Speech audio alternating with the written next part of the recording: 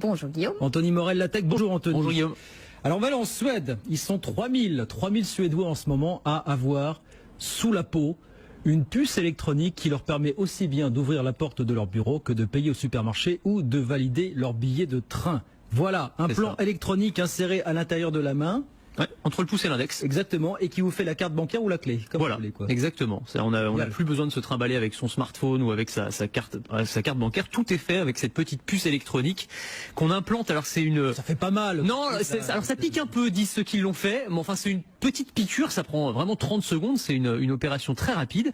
Et donc ils se font implanter réellement une puce électronique. On appelle ça des body hackers. C'est-à-dire ils transforment leur corps en fait avec de l'électronique. Bon. Et donc ils vont pouvoir, comme le fait cette dame qu'on voit à l'écran pour ceux qui nous regardent sur BFM Business, badger à sa salle de sport. On peut prendre le train aussi. À la compagnie ferroviaire suédoise, l'équivalent de la SNCF, qui s'appelle SJ, accepte maintenant ces puces électroniques comme billets dans les trains. Donc en gros, quand le contrôleur passe, vous approchez votre main et c'est la main qui bip. Enfin, ça va jusque là quand même. Et puis effectivement, on peut s'en servir aussi pour payer au supermarché ou comme carte de fidélité. Ça va très loin quand même. C'est vraiment ces body hackers, c'est une frange très fine de technophiles qui sont prêts comme ça à aller quand même s'injecter. Ce ne sont pas des volontaires, c'est pas une expérience transitoire. C'est fait, c'est plié, c'est. Ah oui, c'est fait. Voilà. Enfin, ils sont volontaires. Hein. Oui. Évidemment, on les a pas forcés à mettre. On va pas leur retirer dans un mois. On va pas leur retirer dans un mois. Alors on peut la faire retirer éventuellement, mais enfin. On peut se poser la question quand même de l'intérêt que ça représente aujourd'hui. C'est-à-dire, est-ce que ça a une vraie valeur ajoutée?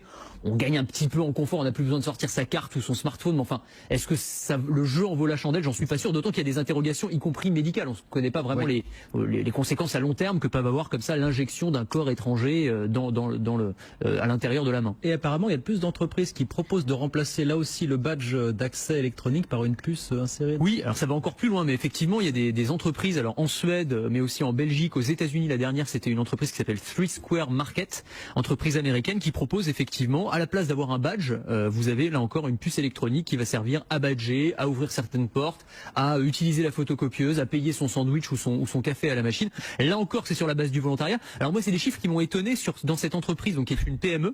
Il y a 80 salariés auxquels on a proposé cette puce et il y en a 50 qui l'ont accepté. Je trouve ça énorme. Je pense pas que si on proposait ça dans la rédaction, il y aurait 2/3 des personnes qui accepteraient. Donc ça m'étonne beaucoup. Mais, voilà. Mais en tout cas, voilà.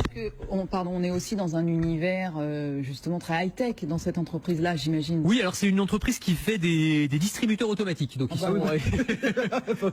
se transforment en distributeurs automatiques. Ouais, c'est ça. Mais bon, voilà. En tout cas, il y a un intérêt certain pour ces technologies qui, encore une fois, pour l'instant, à mon sens, ne servent pas à grand chose. Si même vous le dites. Non, mais c'est ça. Mais à terme, ils imaginent qu'on pourrait intégrer, par exemple, ça peut être un passeport, par exemple. Quand on voyage, on n'aurait plus besoin d'avoir son passeport, on aurait tout serait intégré directement dans la main. Avec des puces qui s'inséreront et se retireront peut-être plus facilement. Enfin, éventuellement.